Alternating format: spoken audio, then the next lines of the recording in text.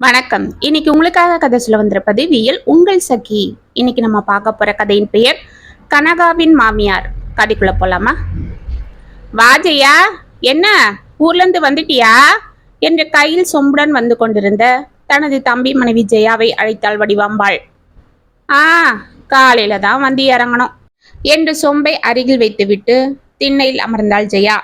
அவள் அருகில் வந்து அமர்ந்த வடிவாம்பாள், ஆமா, ஊருக்கு போனியே, அங்க உன் பெரிய பொண்ணு எப்படி இருக்கா? உன் மாப்பிள்ளை எப்படி இருக்காரு? ஆ, அவங்களுக்கு என்ன, நல்லா தான் இருக்காங்க. என்ன, வாக்கப்பட்டு போனதுதான் அம்புட்டு தூரம் ஆயிடுச்சு.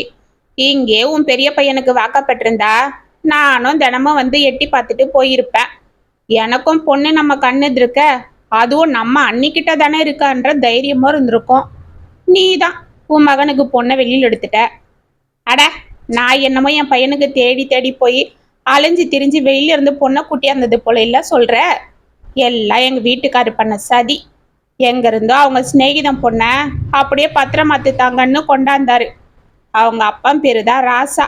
ஆனா 4 பவுனுக்கு பக்கத்த குடும்பம் என்று அங்க தண்ணீர் கொண்டு வந்து கொண்டிருந்த கனகாவை பார்த்து முறைத்தி கொண்டே கூறினாள் வடிவு. கனகா அமைதியாக ஜெயாவை பார்த்து, வாங்க சித்தி என்று அழைத்துவிட்டு உள்ளே சென்றாள். அனி, மெதுவா பேசு. அவங்க அப்பாவை சொன்னதும் அவளுக்கு கோவம் வந்துட போகுது. ஆமா, இவ கோவம் என்னை என்ன பண்ணோம்? ஆமா, என்ன காலையில சொம்பட வந்திருக்கிறவ? கொஞ்சம் பால் வாங்கிட்டு போலான்னு வந்தேன் அண்ணி. காலையில தானே வந்து இறங்கணும். எதனா செய்யிடினா, என்னால முடியாதுன்னு படுத்துட்டா உன் மருமக. அதுதான் கொஞ்சம் பாலாவது வாங்கி போய் காப்பியை வச்சு குடிச்சாதான் தெம்பு வரும். அப்புறம் மெதுவா எதனா செஞ்சுக்கலான்னு. அட என்ன செய்யா, அந்த கழுதிய காப்பி வச்சு கொடுக்க சொல்றேன் இரு. அப்படியே சூடா இட்லியும் கொடுக்க சொல்றேன். நீ சாப்பிட்டு ராஜிக்கும் கொண்டு போ. நான் அதுக்குள்ள சாப்பாடை செஞ்சு கொண்டாட சொல்றேன். குழந்தை எதுக்கு தொந்தரவு பண்ணிட்டு இருக்கிற? ஆமா, இன்னவ உனக்கு குழந்தையாவே தான் தெரியறாளா? அந்த கழுதிய என்னைக்கு உன் சின்ன பையன் கையில புடிச்சு கொடுக்குறனோ அன்னைக்குதான் எனக்கும் நிம்மதியா இருக்கும். வீட்டுல ஒரு வேலையும் பாக்குறதில்ல, சோம்பேறி கழுத. அட, கல்யாணம் ஆனா எல்லாம் சரியாகிட போகுது. அவ எங்க போறா? இங்க தானே வரப்போறா? ஆமா, இப்படிதான் பெரியவளை சொல்லிட்டு இருந்த என்று அவள் கூறிக்கொண்டிருக்கையில் கனகா காஃபி கொண்டு வந்து அவளிடம் கொடுத்தாள். நான் என்ன பண்றது, என் மூத்த பையன் தலையெழுத்து சரியா இருந்திருந்தா உன் பொண்ணை கட்டியிருப்பான். ஆனாலும் அவனும் தான் அவங்க அப்பா பேச்சை கேட்டு ஆடுனான். இவ்வளவுதான் கட்டுவன்னு பாக்குறா பாரு. ஏய் போடி, போய் ஓலையவி. அதுக்கு முன்னாடி ஜெயாக்கும் ராஜிக்கும் சூடா இட்லியை ஊத்தி கொண்டா. மதியத்துக்கு அவங்களுக்கும் சோறாக்கி கொண்டு போய் நீயே கொடுத்துட்டு வா. சரி அத்த என்று மெதுவாக கூறிவிட்டு உள்ளே சென்றாள் கனகா. போறா பாரு அண்ணன் நடந்துக்கிட்டு. சரி விடு அண்ணி. ஆமா, எங்க பெரியவன் பிரதாப்பு? அவன் எங்க இங்க இருக்கான், காலையிலேயே கிளம்பி போயிட்டான். அந்த ஃபீல்ட் ஆபீசர் வேலைக்கு போனாலும் போனா வீட்டுல தங்கறது இல்ல. ஊரை சுத்தவே சரியா இருக்கு. சின்னவன் தேவா, அவன் இப்பதான் கிளம்பி டவுனுக்கு போனான். யாரோ அவனுக்கு தெரிஞ்சவங்க இன்னைக்கு வேலைக்கு எங்கேயோ சொல்லி விடுறேன்னு சொன்னாங்களாம். அதுதான் போயிருக்கான். சீக்கிரமா அவனுக்கு ஒரு வேலையை கிடைச்சிட்டா என் பொண்ணை பிடிச்சி அவன் கையில கொடுத்துடுவேன் என்று அவர்கள் பேசி கொண்டிருக்க கனகா அமைதியாக உள்ளே வந்து மகள் ராதாவிற்கும் மாமனார் சோமுவிற்கும் டிஃபனை பரிமாறினாள். என்னம்மா, நம்ம பிரதாப் போனை போட்டானா என்று சாப்பிட அமர்ந்தார் சோமு. ஆ, காலையில பண்ணாரு மாமா, இன்னைக்கு ராத்திரிக்கு வந்துடுவாராம் என்று கூறிக்கொண்டு அவருக்கு சட்னியை ஊற்றினாள். அம்மா, நான் உன்னை சாம்பார் தானே செய்ய சொன்னேன். ராதா, ஆச்சி தான் சட்னி அரைக்க சொன்னாங்க. இன்னைக்கு சட்னியை சாப்பிட்டுக்க, நாளைக்கு உனக்கு சாம்பார் செஞ்சு தரேன் என்று அவள் கன்னத்தை ஆசையாக பிடித்து கொண்டாள் கனகா. சரிம்மா என்று முகத்தை உம்மென்று வைத்துக் கொண்டு சாப்பிட ஆரம்பித்தாள் குட்டி. அவளை பரிதாபமாக பார்த்த சோமு, ஏமா அவ கிடக்கிறா, அவளுக்காக குழந்தைக்கு பிடிச்சதை செய்யாம ஏமா இப்படி பண்ண? இல்லம்மாம்மா, அப்புறம் அத்தைக்கு கோபம் வந்துடும். ஆமா, இல்லைன்னா மட்டும் அப்படியே சந்தோஷமா உன்னை தலையில தூக்கி வச்சுப்பாளா? போமா நீ வேற. சரி, நீ சாப்பிட்டியா? ஆ, இல்லம்மாம்மா. ஏம்மா, ஏன் இன்னும் சாப்பிடாம இருக்க? வா, எங்க கூட வந்து சாப்பிடு. இல்லம்மாம்மா, தம்பி தேவா சாப்பிட்டு போனதும் அத்தைக்கும் வச்சு கொடுத்தேன். இந்த ஈடு எடுத்து நம்ம 3 பேரும் சாப்பிட்டுக்கலான்னு இருந்தேன். அதுக்குள்ள சித்தி வந்துட்டாங்க. அவங்களுக்கு டிஃபன் கொடுக்க சொல்லியிருக்காங்க அத்தை. அதுதான் இந்த ஈடு அவங்களுக்கு கொடுத்துட்டு அப்புறம் நான் சாப்பிட்டுக்கலான்னு இருக்கேன். ஆமா, உன்னை பத்தி எனக்கு தெரியாதா? உன் ஒருத்திக்கு தானே நீ இட்லியை ஊத்திக்காம போயிடுவ. போமா, போய் இட்லியை கொண்டா, நீ சாப்பிடு முதல்ல. அவங்களுக்கு என்ன சோம்பேறி கழுதிங்க. ஒரு பொம்பளைக்கு 2 பேர் இருக்காங்க வீட்டுல, செஞ்சு சாப்பிட சோம்பேறித்தனம்.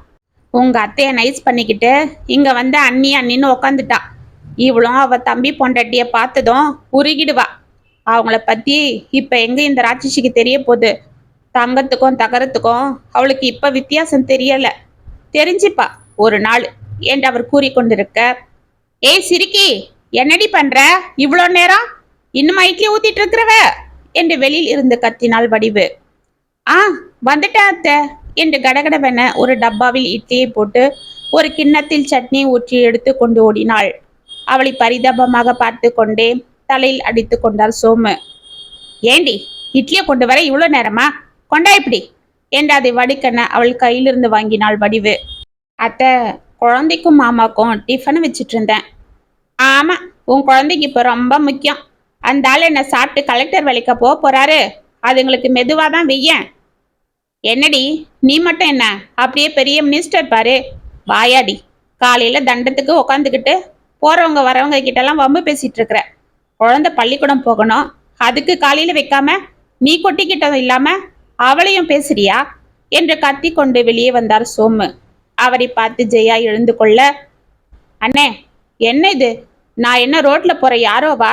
கண்டவங்கன்னு ஜாடமடியா பேசுறீங்க என்று முணுமுணுத்தாள். இதோ பாருமா ஜெயா, உங்க அண்ணிய பார்க்க வந்தா பார்த்துட்டு போகணும். அதை விட்டுட்டு அவங்க வீட்டில் கலக்கத்தை உண்டாக்க கூடாது என்று சோமு கூற, சரி அண்ணி, நான் கிளம்புறேன். அவங்க மருமக எங்களுக்கு டிஃபனை செஞ்சு கொடுத்துட்டா இல்ல, அந்த கோவம்தான் அண்ணனுக்கு என்று இட்லி எடுத்து கொண்டு புறப்பட்டாள். அவள் சென்றதும் தனது கணவரை முறைத்த வடிவு, ஏயா உனக்கு எதனா கூறு இருக்கா? நாளைக்கு நம்ம வீட்டுக்கு சம்மந்தியாக போறவ என் தம்பி பொண்டாட்டி, அவளை இப்படி பேசுற? ஏய், எட்டி மிதிச்சனா பாரு. அவளே ஒரு வாயாடி, அவ பெத்த ரெண்டும் அதுக்கு மேல. அதுங்களை எங்க நீ இந்த வீட்டுக்கு கொண்டாந்துட போறன்னு பயந்துதான் என் பெரிய பையனுக்கு என் ஃப்ரெண்டு பொண்ணை கொண்டாந்து கட்டினேன். ஆனா இப்ப சின்னவனை கையில போட்டுக்கிட்டு நீ போடுற பாரு ஆட்டம், அதுதாண்டி தாங்கல. ஆமா, அப்படியே உன் பையனுக்கு சீமையில இருந்து கொண்டாந்துட்ட பாரு ராஜகுமாரிய. ஆமாடி, அவ ராஜகுமாரி தான். பாரு, அவ அருமை உனக்கு இப்ப தெரியாது. ஏன் தெரியாது? இந்த வெறும் சிரிக்கிய பத்தி எனக்கு தெரியாதா? நிக்கிறா பாரு, அவளை எதனா சொல்லிட்டா வந்துடுவியே அப்படியே வரைஞ்சு கட்டிக்கிட்டு என்று கனகாவை முறைத்தாள் வடிவாம்பாள். கனகா கண்கள் கலங்க அழுது கொண்டே அங்கிருந்து உள்ளே ஓடினாள். உன்னெல்லாம் திருத்தவே முடியாதுடி என்று தலையில் அடித்து கொண்டு வெளியே சென்றார் சோமு. அன்று இரவு முகத்தை உம்மென்று வைத்து கொண்டு பிரதாப்பிற்கு சாப்பாடு பரிமாறி கொண்டிருந்தாள் கனகா. அவளது வாடிய முகத்தை பார்த்த பிரதாப், கனகா நீ சாப்பிட்டியா என்றான் மெதுவாக. ஆ, சாப்பிட்டேன் என்று மெதுவாக தலையை ஆட்டினாள். நிஜமா சொல்லு, நீ சாப்பிட்டியா? சாப்பிட்டங்க என்று நிமிர்ந்து அவனை பார்த்தாள். நான் உன் கண்ணை பார்த்தே கண்டுபிடிச்சிடுவேன், பொய் சொல்லாத. நீ சாப்பிடல தானே? என் மேல சத்தியமா சொல்லு. என்னங்க, என்ன இது? இந்த சின்ன விஷயத்துக்கு உங்க மேல சத்தியம் கேக்குறீங்க? இந்த உலகத்துல உங்களையும் நம்ம ராதாவையும் விட்டா எனக்கு வேற நாதி இல்லை. நாளைக்கு உங்களுக்கு எதனா ஆனா நான் உயிரோடவே இருக்க மாட்டேன் பார்த்துக்கோங்க என்று அழ ஆரம்பித்தாள். ஹே லூசு, எனக்கு ஒன்றும் ஆகாது. குழந்தையும் 100 வருஷம் நல்லா இருப்பா. இதோ பாரு, நாங்க இருக்கோம் உனக்காக, அழாத என்று அவள் கண்களை அன்போடு துடைத்த பிரதாப் சாப்பாட்டை பிசைந்து அவளுக்கு ஊட்டினான். என்னங்க, நீங்க சாப்பிடுங்க, நான் அப்புறம் சாப்பிட்டுக்கிறேன்.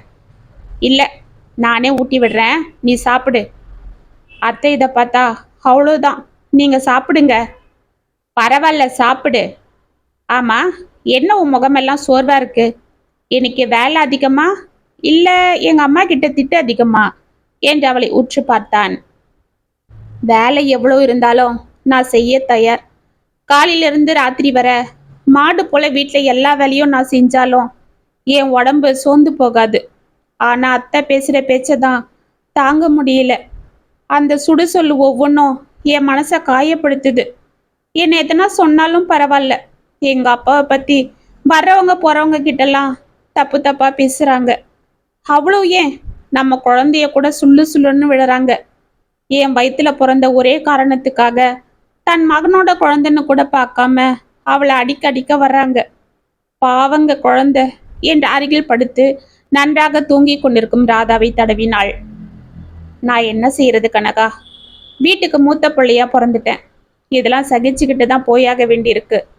ஆனா நீ படுற அவஸ்தையும் என்னால பார்க்க முடியல. என்ன பண்றது? எங்க அப்பாக்காக நாம பொறுத்து தானே போயாக வேண்டியிருக்கு. எனக்காக இல்லைனாலும் எங்க அப்பாவை பாருமா. அவர் எவ்வளவு ஆசையா நீதான் எங்க வீட்டுக்கு மருமகளா வரணும்னு உன்னை எனக்கு கல்யாணம் பண்ணாரு தெரியுமா? இந்த வீட்டில் இருக்கிற எல்லாரையும் ஒத்துமையா வச்சு இருக்கணும், கௌரவமா வாழணும்னு அவருக்கு ரொம்ப ஆசை. ஆனா எங்க அம்மாவோட முரட்டு சுபாவம் தான் அவரை ரொம்ப தளர வச்சிடுச்சு. அவங்க தான் சொல்ற பேச்சு கேட்கறது இல்லைன்னு எங்களை பார்த்து பார்த்து வளர்த்தாரு. அப்படியும் அந்த சின்னவன் எங்க அம்மா பேச்சை கேட்டு அவன் இஷ்டத்துக்கு ஆடுறான். நானாவது எங்க அப்பாவுக்கு ஆதரவா இருந்தா தானே அவருக்கு நிம்மதியா இருக்கும். அதனாலதான் பாக்குறேன். இல்லைன்னா நீ படுற அவஸ்தைக்கு நான் உன்னை தனியா கூட்டிட்டு போயிடுவேன். இல்லைங்க, நம்ம மாமாவுக்காவது அமைதியா தான் இருந்தாகணும். பாவம் அவரு நடுவுல மாட்டிக்கிட்டு ரொம்ப வேதனைப்படுறாரு. நாமளும் அவரை விட்டு போயிட்டா இன்னும் கஷ்டப்படுவார். இப்பவே அவரு ரொம்ப நொந்து போயிட்டாரு என்று அவள் கூறிக்கொண்டிருக்க வெளியே இருந்து இதை கேட்டுக்கொண்டிருந்த சோமுவின் கண்களில் கண்ணீர் துளித்தது. அன்று பிரதாப் ஆபீஸிற்கு கிளம்பியதும் ராதாவை பள்ளிக்கு தயார் செய்து கொண்டிருந்த கனகா வெளியே ஹாலில் அண்ணி அண்ணி என்று தேவா கத்துவதை கேட்டு பதறிக்கொண்டு ஓடி வந்தாள். என்ன தேவா, கூப்பிட்டியா? எனது கூப்பிட்டியாவா? அண்ணி, நேத்து நான் உங்ககிட்ட என்ன சொன்னேன்? என்னப்பா, என்ன சொன்ன? எனக்கு சரியா ஞாபகம் இல்லையே. ஆ, இருக்காது. எப்படி இருக்கும்?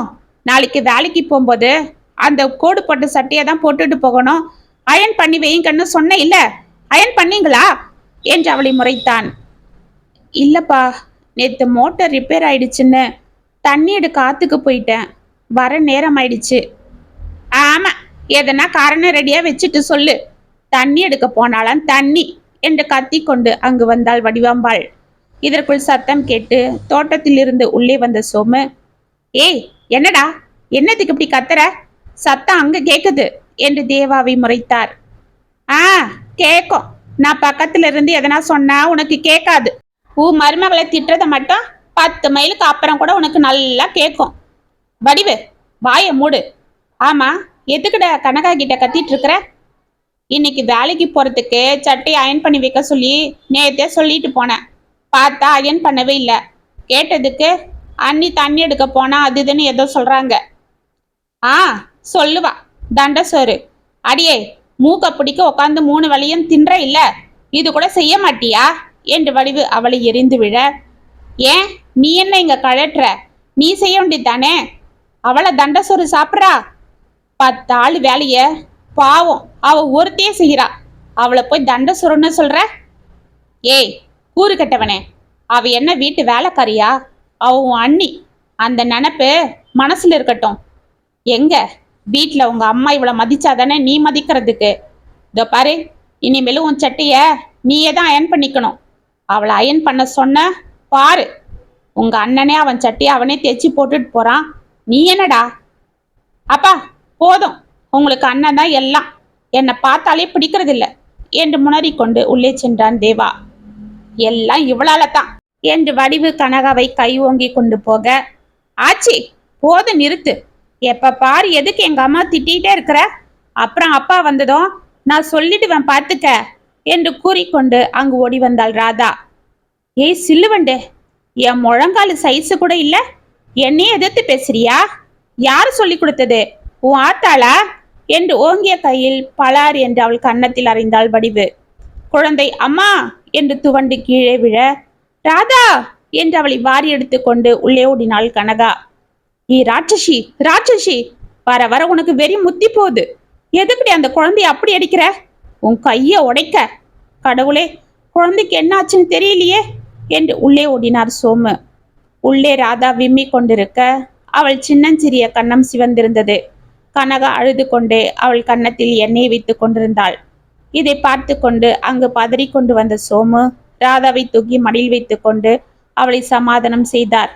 அன்று மாலை ஆபீஸில் இருந்து வந்த பிரதாப் வீடே அமைதியாக இருப்பதை பார்த்து கொண்டு உள்ளே வந்தான். சோமி ஈசி சேரில் அமர்ந்து கொண்டு அமைதியாக விட்டத்தை பார்த்து கொண்டிருந்தார். அவர் முகம் ஏதோ சோகமாக இருந்தது. வடிவாம்பாள் வீட்டில் இல்லை. அவள் ஜெயா வீட்டிற்கு வம்பு பேச சென்றிருப்பாள் என்பது அவனுக்கு நன்றாக தெரியும். உள்ளே ரூமிற்கு சென்றவன் அங்கு குழந்தை கட்டிலில் முனறிக் கொண்டு படுத்து கொண்டிருக்க, அழுது கொண்டு அவள் நெற்றியில் ஈரத்துணியை பிழிந்து போட்டு கொண்டிருந்த கனகாவை பார்த்து பதறிக்கொண்டு அங்கு சென்றான். கனகா, என்னம்மா இது? குழந்தைக்கு என்னாச்சு? ஃபீவரா? கண்ணை கூட செவந்திருக்கு என்று அலறினான். கனகா அழுது கொண்டே நடந்ததை அவனிடம் கூற, பிரதாப் தலையில் கையை வைத்து கொண்டு தொப்பென அங்கிருந்த சேரில் அமர்ந்தான். ஓடிச் சென்று அவன் காலில் தடல் என்று விழுந்த கனகா, என்னங்க, இதுக்கு மேல என்னால பொறுமையா இருக்க முடியாதுங்க. இத்தனை நாள் அத்தை என்னதான் சித்திரவதை பண்ணிட்டு இருந்தாங்க. ஆனா இன்னைக்கு குழந்தைன்னு கூட பார்க்காம ஏன் எதிர்க்கவே என் குழந்தைய அப்படி போட்டு அடிக்கிறாங்க. எனக்கு ரொம்ப பயமா இருக்குங்க. இனிமே நான் இங்க ஒரு நிமிஷம் கூட இருக்க மாட்டேன். எனக்கு என் குழந்தை தான் முக்கியம். நாளைக்கு என் மேல இருக்கிற வெறுப்பால அவளை எதனா செஞ்சாலும் செஞ்சிடுவாங்க என்று கதறினாள். அவளை வாரி எடுத்த பிரதாப், சரி கனகா, நானும் ஒரு முடிவுக்கு வந்துட்டேன். இதுக்கு மேலேயும் நானும் பொறுமையா இருக்க முடியாது. எங்க அப்பா கிட்ட சொல்லிட்டு நம்ம தனியா போயிடலாம் என்று எழுந்து கடகடவென வெளியே சென்றான். தலையை குனிந்து கொண்டு அருகே நின்று கொண்டிருக்கும் தனது மகனை மெதுவாக திரும்பி பார்த்தாள் சோமு. அப்பா, என்னை மன்னிச்சிடுங்கப்பா.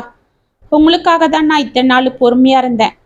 ஆனா இதுக்கு மேல நான் பொறுமையா இருக்க முடியாது. இத்தனை நாள் அம்மா கனகாவை தான் போட்டு சித்திரவதை பண்ணிட்டு இருந்தாங்க. அவளும் உங்க முகத்துக்காக அமைதியா இருந்தா. ஆனா இன்னைக்கு குழந்தைன்னு கூட பார்க்காம ராதாவை இப்படி போட்டு அடிச்சிருக்காங்க. பாவம் குழந்தை ஜுரம் வந்து படுத்து இருக்கா. நாளைக்கு நான் வீட்டில் இல்லாத போது அவங்க 2 பேரையும் என்ன வேணாலும் பண்ணுவாங்க அம்மா. அதனால நான் என்றவன் நிமிர்ந்து தனது தந்தையை பார்க்க, அவர் கண்கள் எங்கோ மேலே பார்த்து கொண்டிருந்தது. சந்தேகம் வந்து அவன் குனிந்து தனது தந்தையை பற்றி திருப்ப, அவர் தலை டக்கன கீழே சாய்ந்தது. 10 நாட்கள் அனைத்தும் முடிந்து வந்திருந்த சொந்த பந்தங்கள் அனைவரும் புறப்பட, வடிவாம்பாள் அழுது கொண்டு மூலையில் அமர்ந்திருந்தாள். தேவா வேலைக்கு சென்று விட, ஜெயாவும் அன்று தனது மகளை அழைத்து கொண்டு புறப்பட்டாள். வாடி வதங்கி சோர்ந்திருந்த வடிவாம்பாள் மெதுவாக எழுந்து தோட்டத்திற்கு செல்ல, அங்கே கனகாவும் பிரதாப்பும் பேசிக் கொண்டிருந்தது அவள் காதில் விழுந்தது.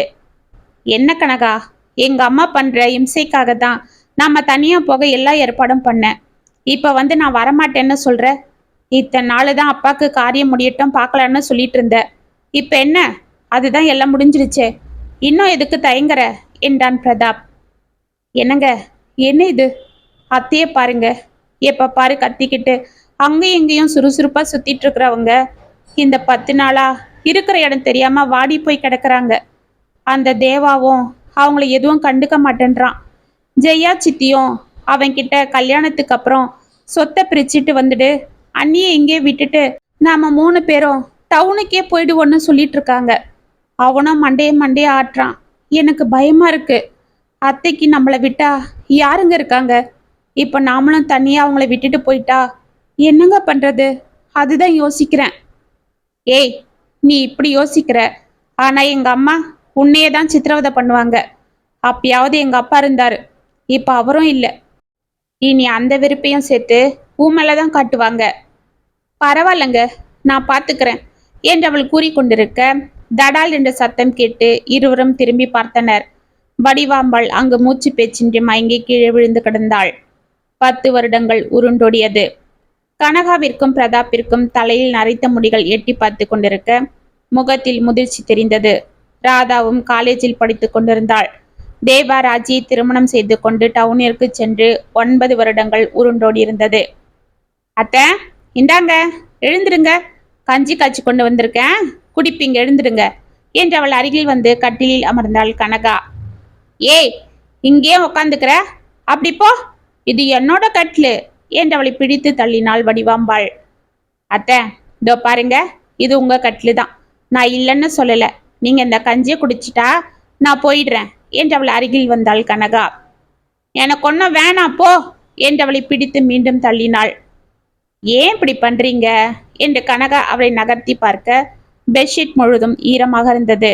அதை பார்த்து புரிந்து கொண்ட கனகா அவளை மெதுவாக எழுப்பி சேரில் அமர வைத்து விட்டு கட்டிலில் இருந்த பெட்ஷீட்டை எடுத்துக்கொண்டு தோட்டத்தில் அலசி போட்டுவிட்டு வேறு ஒரு புதிய பெட்ஷீட்டை கொண்டு வந்து மாற்றினாள். பிறகு வெந்நீர் வைத்து வடிவாம்பாளை குளிக்க செய்து உடைகளை மாற்றி அவளுக்கு கஞ்சியை ஊட்ட ஆரம்பித்தாள். அம்மா, நான் காலேஜுக்கு போயிட்டு வரேம்மா. அப்பா சாயங்காலம் வந்ததும் பஸ் ஸ்டாண்டுக்கு வர சொல்லுங்க என்று கூறிக்கொண்டு அங்கு வந்தாள் ராதா. சரிம்மா, சாப்பிட்டியா? சாப்பிட்டேன். ஆமா, என்னம்மா ஆச்சிக்கு கஞ்சி கொடுக்குறீங்க? நேத்துல இருந்து எதுவும் சரியா சாப்பிடலம்மா. அவங்க எது கொடுத்தாலும் வாந்தி எடுத்துட்டு இருக்காங்க. டாக்டர் வந்து பார்த்துட்டு போனாரு.